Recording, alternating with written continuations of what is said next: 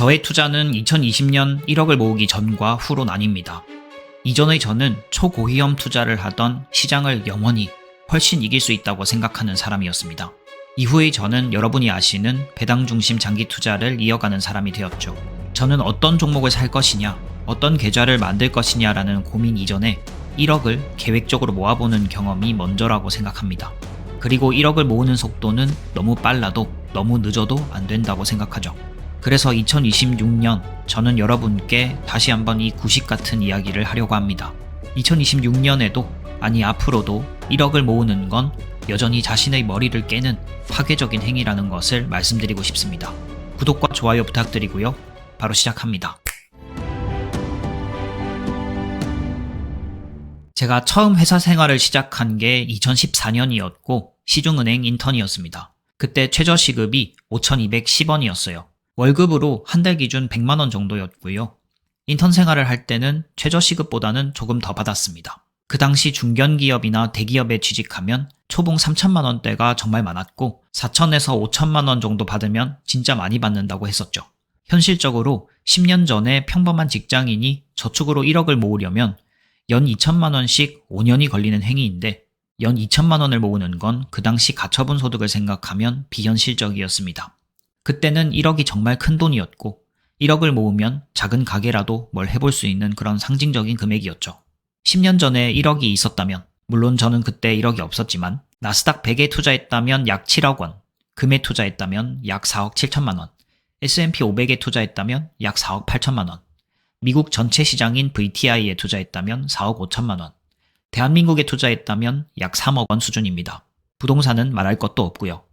꼭 굳이 자산이 아니더라도 순댓국이나 김밥도 2배가 되었습니다. 그러나 우리의 세후 월급은 2배가 되기 참 쉽지 않습니다. 직급이 올라도 10년 전에 비해 실수령액 2배 받기가 정말 어려운데요. 누진세 구조의 세금이 같이 오르기 때문입니다. 지난 10년간 연봉이 오르는 속도, 즉 근로의 가치와 자산이 오르는 속도는 비교할 수 없을 정도입니다. 하지만 이렇게 모든 자산이 다 올랐지만 여전히 통계에서 금융자산 1억은 대부분 가지지 못하는 숫자입니다. 2015년의 통계와 2025년의 통계가 크게 다르지 않습니다. 대부분은 집을 키워나가거나 더 좋은 전셋집으로 이동해 가는 것을 반복했으니까요.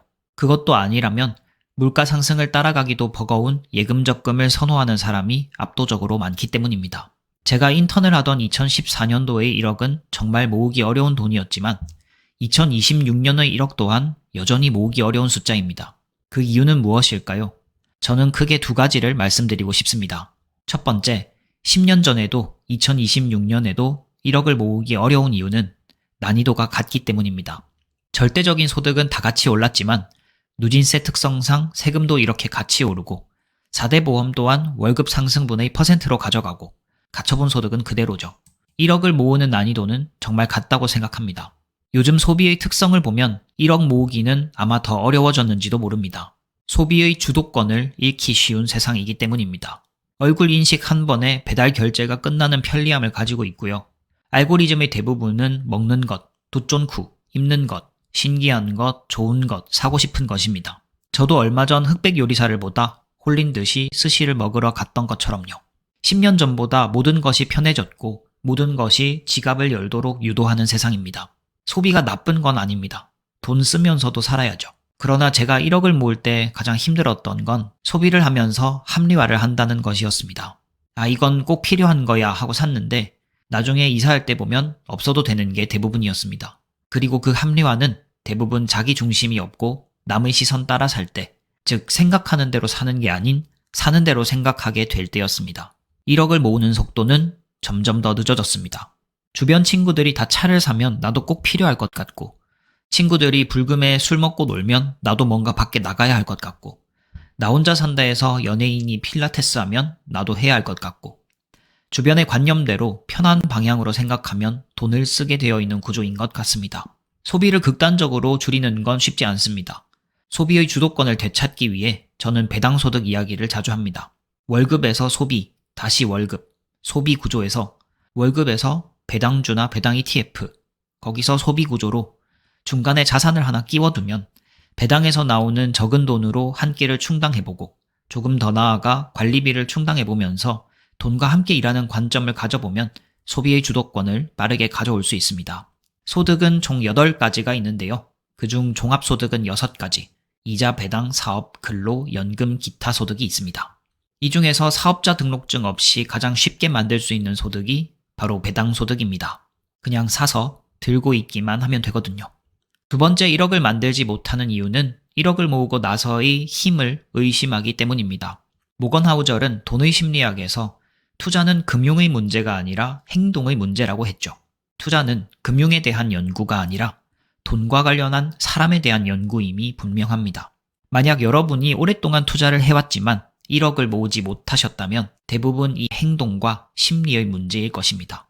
코스피가 2025년 전 세계에서 가장 많이 오른 시장 지수임에도 2025년 말 한 증권사의 303만 개의 고객 계좌 43%는 올해 초 5천을 넘을 때도 코스피 상승률의 5분의 1 수준이 평균 수익률이라는 것은 이제 놀라운 통계도 아닙니다.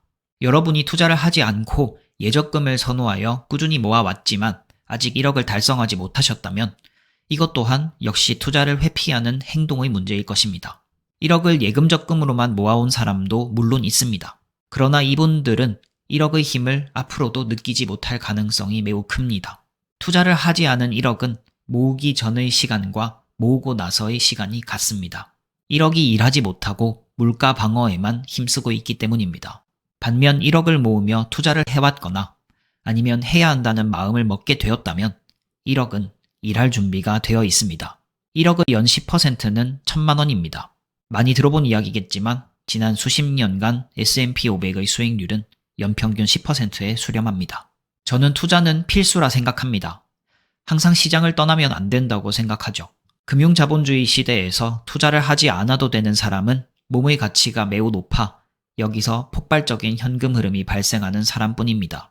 역설적으로 몸의 가치가 높은 사람일수록 투자를 더 열심히 하죠. 그러니 10년 전이나 지금이나 모으기 어려운 1억을 모으는 것은 여전히 경쟁력 있고 자신을 파괴하는 강력한 행위입니다. 1억을 모으는 과정에서 사람이 변합니다.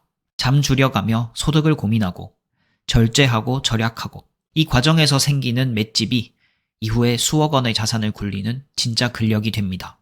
화폐 가치가 바닥이라는 2026년에도 여전히 1억은 월급쟁이에게 자본이 일하게 할 수 있는 가장 상징적인 시드머니입니다. 그러니 제발 2026년에도 금융자산 1억이 없다면 올해를 1억 모으기 원년으로 삼아보세요.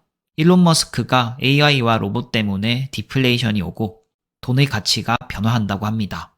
그 시대가 오면 아무도 일을 안 하고 모두가 행복한 유토피아가 펼쳐질까요? 저는 인간 또는 물질이 인간을 지배한 지난 1만 년의 인류 문명을 돌아볼 때 불평등은 앞으로도 존재할 것이라 확신합니다. 세상의 소음은 끄고 1억을 모으세요. 그 파괴적인 변화의 시작을 제가 늘 응원하겠습니다. 저는 대배당이었습니다. 모두 배당 많이 받으세요.